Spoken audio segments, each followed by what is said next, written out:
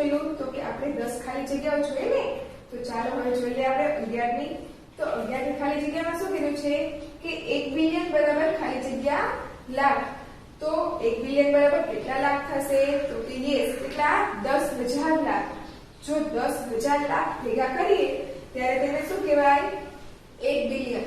એટલે કે 1 બિલિયન બરાબર કેટલું આવે? તો કે 10,000 લાખ. ઓકે ફ્રેન્ડ્સ, હવે જોઈએ આપણે 12 તો તેમાં શું કીધું છે? ખાલી જગ્યા સંખ્યા લેખન ખોટું છે.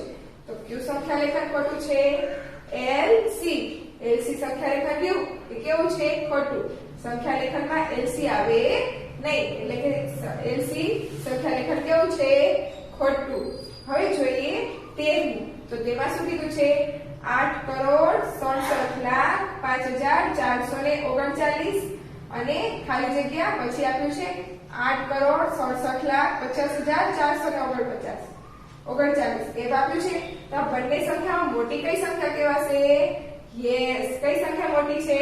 તો કે 8,67,50,439 એ સંખ્યા મોટી છે ને.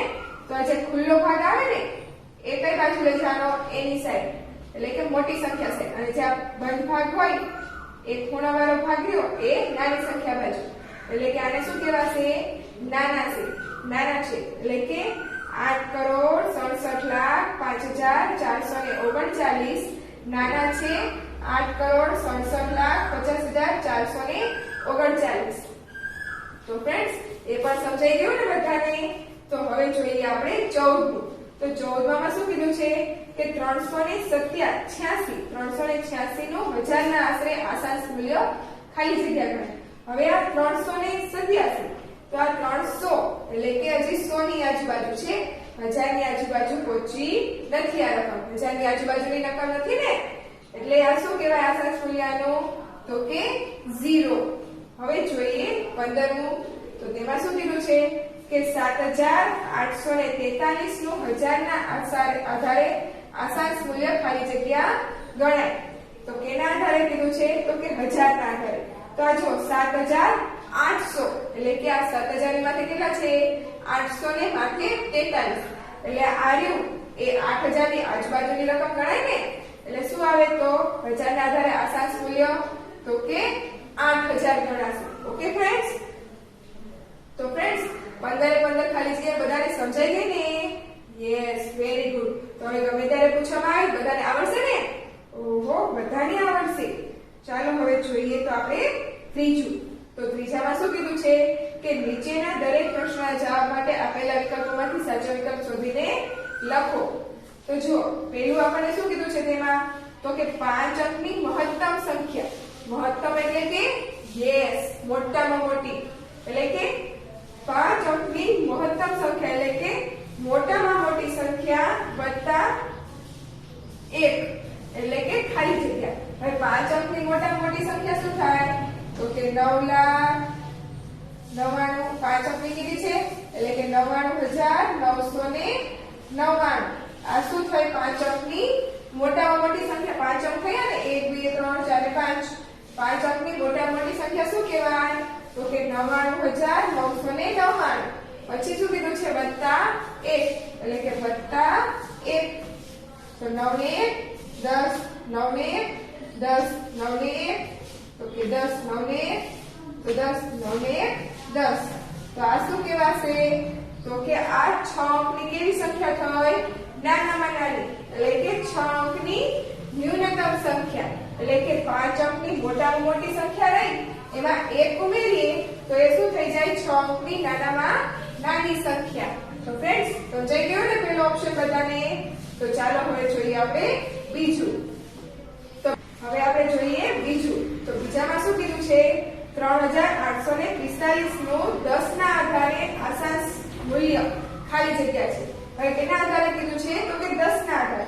10 ના એટલે કે એકમ દશક, એટલે કે આ દશક થયું એટલે કે 10. તો 10 ના આધારે કરીએ તો કેટલા આવે? 10 20 30 40 50 એમ આવે ને. તો 10 ના આધારે અહીંયા કરે આ 40 કરતા મોટી સંખ્યા થઈ 45 અને 50 કરતા નાની થઈ. તો આપણે શું કરવાનું? તો કે આપણે કેટલા આવશે? તો કે 3,850 એ 10 ના આધારે શું કહેવાય? તો કે તેની આજુબાજુની સંખ્યા કહેવાય ને. એટલે કે 3850. ઓકે ફ્રેન્ડ્સ, હવે જોઈ લઈએ આપણે ત્રીજું. તો ત્રીજામાં શું કીધું છે? 4578 નું હજારના આધારે આસાન મૂલ્ય. એના આધારે 3578. તો 3500 કરતા મોટી સંખ્યા છે, તો હવે આને 5000 ની આજુબાજુની સંખ્યા ગણી શકાય ને? તો શું આવશે અહીંયા કોણે? તો કે 4578 નું હજારના આધારે આસાન મૂલ્ય શું થાય? તો કે 5000. એટલે કે 5000 ની આસપાસની સંખ્યા છે, એટલે કે 5000. તો ફ્રેન્ડ્સ, હવે જોઈએ આપણે ચોથું. તો ચોથામાં શું કીધું છે? કે 90 ને રોમન સંખ્યામાં ખાલી જગ્યા લખાય. 90 ને રોમન સંખ્યામાં શું લખી શકાય? xc. શું લખાય? xc. કોને? તો કે 90 ને. કે તેમાં તો કે રોમન સંખ્યામાં, એટલે કે 90 ને રોમન સંખ્યામાં xc લખાય. ઓકે ફ્રેન્ડ્સ, હવે જોઈએ આપણે પાંચમું. તો તેમાં શું કીધું છે? રોમન સંખ્યા લેખનમાં ખાલી જગ્યાનું પુનરાવર્તન ન થાય. એટલે કે આમાં શું આવશે? તો કે d. આપણે રોમન સંખ્યા લેખન કરીએ ને ત્યારે d રહ્યો ને એ પુનરાવર્તન ન થાય, એટલે d બીજી વખત આવી શકે નહીં. હવે જોઈએ છઠ્ઠું. તો તેમાં શું કીધું છે? તો કે lv બરાબર ખાલી જગ્યા. તો lv એ રોમન ભાષામાં શું કહેવાય? તો કે 55. એટલે કે 55 રહ્યા, એટલે કે lv. હવે જોઈએ સાતમું. તો તેમાં શું કીધું છે? 1 અજબ બરાબર ખાલી જગ્યા મિલિયન. તો ફ્રેન્ડ્સ, 1 અજબ એટલે કેટલા મિલિયન થશે? Yes, 1000 million. એટલે કે 1 અજબ બરાબર 1000 મિલિયન. એટલે કે 1000 મિલિયન થાય ત્યારે શું થાય? 1 અજબ અબજ થાય. ઓકે, એટલે કે 1 અબજ બરાબર કેટલું થશે? તો કે 1000 મિલિયન. તો ફ્રેન્ડ્સ, હવે જોઈએ આપણે આઠમું. તો આઠમાં શું કીધું છે? તો કે 8 4 2 5 6 1 3 0 ને આંતરરાષ્ટ્રીય પદ્ધતિમાં અલ્પવિરામનો ઉપયોગ કરીને લખાય. હવે આમાં અલ્પવિરામ આપ્યો નથી ને, તો આપણે અલ્પવિરામ મૂકવા પડે ને. તો અલ્પવિરામ મૂકીને ઉપયોગ કરીને શું કરવાનું છે? આપણે લખવાનું છે. તો આપણે શું રકમ આપી છે? 8 4 2 5 6 1 3 ને 0. આ રીતે આપ્યું છે. અને કેવી રીતના કીધું છે? આંતરરાષ્ટ્રીય પદ્ધતિ. તો કેવી રીતના આવે? તો પહેલેથી 1 2 ને 3 8 મૂકીને એક અલ્પવિરામ, ફરી 1 2 ને 3 8 મૂકીને અલ્પવિરામ. એટલે શું આવશે? તો કે 84,256,130. એટલે કે આ રીતના આવશે. તો આપણો શું આવશે? Option B. ઓકે ફ્રેન્ડ્સ, શું કરવાનું? છેલ્લેથી 3 આંક લેવાના. 1 2 3, પછી એક અલ્પવિરામ, ફરી 1 2 3, પછી અલ્પવિરામ.